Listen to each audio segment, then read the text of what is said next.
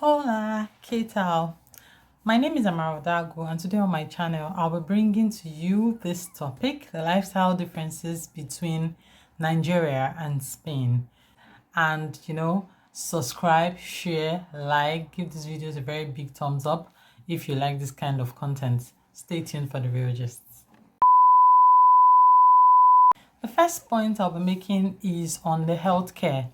The healthcare here is practically free of charge, except for those who are working. They get to pay 40% of their bill anytime they visit the hospital. But for if you're not working, if you came to the country, you don't have a job yet, and you fall sick, you can walk into any hospital that is close to you, of course, and receive treatment, and you're not going to be paying a dime, guys. Whether you're a refugee, whether you don't own a permit, whatever situation you may find yourself, or maybe you got into the country as a tourist and your visa has expired, you can walk into any hospital and receive free treatment. And the hospital that the rich go to here is the same hospital you'll be going to. It's the same. There's no class segregation when it comes to medical health care. Everybody receives the same kind of treatment and receives the same kind of attention when it comes to your health. So that is really one good thing I love about being in Spain.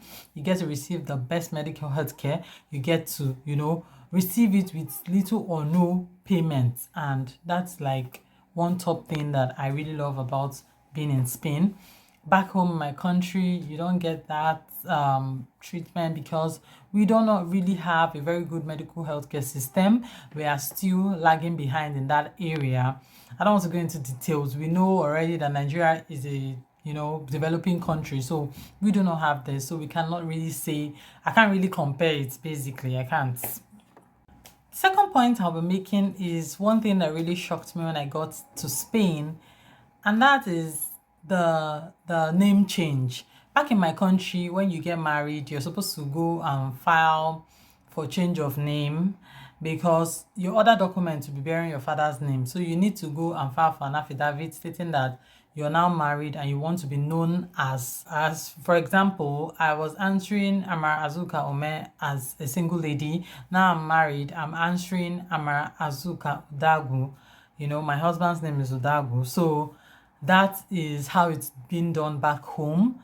So you're supposed to go and file for an affidavit stating that you want to be known for henceforth, since you're now married, with this name, and your other documents should also be valid. So people, if they see Ume or Dagu, they should take it like that. Some people get to join their both names, that's their maiden name and their husband's name together, but some people drop their maiden name totally and just answer their husband's name. I actually dropped my maiden name and I'm answering my husband's name only. So, but here when I came to Spain, I found out that when you get married, the woman gets married her name still remains the same. She's still bearing her father's name, and the man is still bearing his father's name. And when they have children together, the children will now answer both the maiden name of his mom and the maiden name of the dad. So they'll have two surnames. So everybody you see here has two surnames. And women don't necessarily, they don't. I have not seen any woman that is bearing her husband's name. So that's really shocking. They have two surnames. And even if they give you a form to fill, most times, apellido is surname, where your surname should be put in those forms. And the apellido line is usually two. So when they give me those kind of forms, I'll just be looking, I'm like, how only one surname? So they don't, so it's for them, it's normal for you to have two surnames, but for us back home, that's not normal. This point is mind-blowing, so stay tuned, listen, focus. Yes, so this third point is about the power that women actually have in Europe. I've been hearing about it back home in my country, but I didn't really know to what extent. And when I came here, I have, gotten to see firsthand that women actually have more power than men in Europe. True talk. Back home in my country, men have more the upper hand. Men are the ones that when they are fed up with you, they can actually leave you and pursue you out of your house, send you out of the house, send you to your father's house, and it's you that will come and beg and roll on the floor and say, please, oh, receive me back, I'm sorry. In Nigeria, if a woman gets divorced and she already has children with her former husband, it's very difficult for her to get remarry. It's very actually pretty difficult because everybody, she already has a stigma. Everybody will be like, what made her first husband leave her? Even if it's the man's fault, nobody cares to know. If a woman is not married at a certain age, there's kind of way she's perceived, people will be looking at her, only God know what she has done with her youth, all those kind of things. But here in Europe, here in Spain to be precise, women live, in fact, they have the upper hand. Women here can tell their husband to pack her from the house that he's paying rent in, a house that he has finished paying the mortgage on. She can kick the husband out, and the husband, if he's still paying rent on that house, he will keep paying rent, and the woman will bring another man into the house, and he will keep paying the rent of that house. Like, that can never happen back home in Nigeria. It's not even possible. Women here, they are, in fact, the upper hand is like rate from 0 to 10 is like 10. Like, women have 10. Men cannot, you cannot beat a woman in this country and now say, she was the one at fault. If you like, let it be that she's the one that even triggered that beating, you're going to jail. You must enter jail. So it's really very clear, and it's not the same thing back home in my country. My country is an African country. Everybody knows that in Africa, respect for the man is like, the man is like your lord and master. So you cannot even treat the man anyhow. Another thing I would like to draw your attention to is the way that they plan their city. So here in Spain, the cities are houses in the cities are different from houses in the pueblos. Pueblos are the villages. So the city here has pisos. Those are the kind of houses. Is more like an estate. They have houses back home in my country. They call those kind of houses estates. They have apartment buildings, very high apartment buildings in different locations. They don't really build, there are no chalets, those chalet kind of houses in the ciudad. You get to see chalets are in the pueblos, that's in the villages. There is more space. You can build the house as big as you want it. You have space for a basketball court, for a swimming pool, and whatever you want to have in your compound. There are compounds. But in the ciudad, there is no compound. How these apartment buildings are erected is that the ground floor is usually for shops or offices, while the second floor in Europe, in Spain, there is no first floor. That's another thing that shocked me. There is no first floor. The building starts from second floor because the shops are, so the ceiling of the floor is really high. So there's no first floor. You start counting from second floor. Second floor is where your first floor is situated. So these buildings are built in apartment sizes, and they're also very tall. I mean, 30 different apartments in one. There are a lot. So those are the kind of houses you find in the ciudad. And in the ciudad, you have parques, local parks where children can play, since there are no compounds in anybody's apartment building. You also have churches close by. You have a school that is close by. So everything is kind of situated around, where you live. And of course, there will be a supermarket very close to where you live. So that will not be an issue to get by your daily activities, or to shop, or to go to the church, or whatever you want to do. You can actually do it around. But in the pueblo, it's different. In the pueblo, where all the houses are in the same place, they're usually chalets-like houses, and where you have the commercial places like the supermercados and the iglesias, those ones are the outskirts of the pueblo. So if you want to go to church, you have to be able to be motorable, because if you live in the pueblo, you need a car to get around, because the church and the supermercados are not close by. While back home in Nigeria, this is not the case. The way buildings are being erected is, when you buy your land, you can build whatever you like. If you like to build a chalet kind of house, that's a duplex kind of house, you build it, There are usually compounds where you can park your car. There are compounds where you can put a swimming pool. Some people own swimming pools, some people own basketball courts, or or football lawns. So you build it according to your choice. There are some estates in Nigeria that are apartment like, but this does not restrict. In that same estate you still find chalets, you still find bungalows. There are different things. Anything can happen with the money you have. It just depends on the money you have. So it's not really arranged like it's arranged in Spain. Another lifestyle comparison is the way that the Spanish people dress. I would like to tell you guys that here in Spain, nobody judges you because of the way you dress or because of the way you appear. So like if you're a guy that likes tattoo and you tattoo all over your body, you know, nobody is going to judge you and say, oh, back in my country, and when you see somebody with tattoo, you just believe that the person is irresponsible. The person is like not a serious kind of person. He doesn't take his life seriously. You just feel irresponsibility is what your head will just be telling you, this person is irresponsible.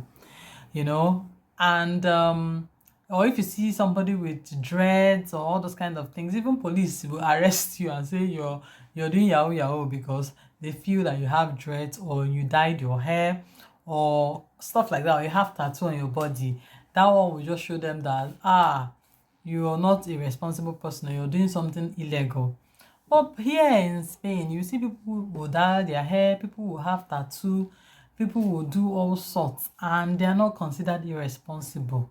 In fact, when you even get to engage in a conversation with the person, you'll be shocked at how much knowledge the person has upstairs and how the person is even thinking very straight, even more than you that did not dye your hair. So sometimes nobody judges you based on the way you dress. If you want to come out from your house naked, have fun while at it. Nobody's going to look at you 2 times safe. People come out here, they don't, especially when the sun is out. Now that it's spring, that the sun is coming out, people will come out here dressed anyhow. Nobody will even look at them 2 times. Nobody will tell them, this thing is too short now. Nobody will say, my color, why you dress like this? See how you bring our thing, come outside. Nobody is going to ask you all that trash like they do it back home in Nigeria. If you dress somehow, they'll be like, why is it, especially when you're not driving, you now dress somehow and maybe you go somewhere like Oshodi. They'll be like, what? My color, come. They'll even go to the extent of touching you. Try and touch somebody here in Spain. Police is where in fact, you will go to jail that day for rubbish. You can't try it. That's sexual harassment. You cannot try it. So it's totally different. Nobody judges you for how you dress. However you dress is your cup of tea. Just dress and go on your merry way. That's one major difference I found out. Another thing is that in Spain, this recycle thing, they recycle trash a lot. And they have, I think Spain to an extent is actually a very clean country because on their roads, all the roads that I have found or have even streets that I have found, there's always a trash can at every point. There's a trash can. Before you get to your destination, you might see like 50 trash cans, even if you're not going to a very far place. So they recycle things a lot here. And at every position there is like 4 different or 5 different trash cans where you're supposed to separate your trash. So if you have plastics, you put the plastic in a particular trash can. If you have bottles, breakable bottles, you put them in a particular trash can. If you have perishables, you put them in a particular trash can. You don't trash everything in one place. It's not done like that. So here they recycle things a lot, and because of the various too many trash cans located in various parts of the city, people, instead of trashing things on the ground, they put it in the trash can where it's supposed to be. But back in my country, there are no trash cans. There are no trash cans. There are no trash cans. And you get to find out a lot of people will just drink pure water. Boom, they'll trade through the public transport. They'll take bottled water, they'll fling it, and all these things end up in the gutters. So I feel if there are more trash cans, if there are more um trash cans, it will help, because I don't see why somebody, if I see a trash can, why would I want to litter the floor? Except the person is sick. Yes, so if there are trash cans, people will definitely trash their trash where their trash is meant to be. So now we are moving on to religious activities. Back home in my country, religion is really a big thing. Oh, everybody has a church that the person is affiliated to. I'm a Catholic by birth, and I'm still a Catholic even in my marriage.